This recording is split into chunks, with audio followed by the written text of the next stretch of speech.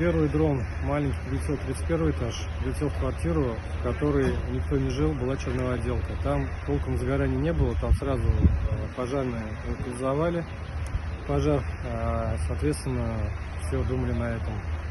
Прошло некоторое время, и большой дрон прилетел уже и врезался в 29 этаж. На 29 этаже квартира выгорела полностью, и я так понял, что на 30 этаже, где я сам живу, соответственно, там одна из квартир немного пострадала, точно неизвестно. Туда сейчас никого не пускает, это все со слов, я общался вот с пожарными, то есть как житель пытаюсь тоже выяснить, что там, как вернуться, потому что моя квартира находится на 30-м, буквально там через 2 квартиры от этого удара.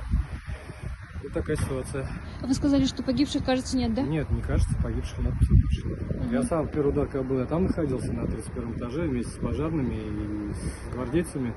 Ну, как бы я с 30-х поднялся, как житель смотрю, что происходит. И, соответственно, вот все, что было очевидцем, вот я вам рассказал. А вас эвакуировали куда-то, да, получается? Зачем? Сами все сразу стали бегать после, соответственно, удара, стали говорить, что была эвакуация срочно, все покинули здание. Все жители ушли. Просто сказали, что всех жителей эвакуировали на автобусах каких-то. Были и автобусы, у кого, видимо, не было автомашины, а я спустился в парковку, посадил своих, соответственно, жену, дочку, бэчка, кошку, и уехали к родителям.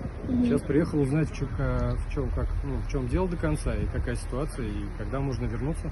Ну, никакой конкретной информации пока не дают. Ну, 100% нет, но все, что я вам рассказал, это со слов пожарных, с кем я сейчас общался, я пытался выяснить эту информацию.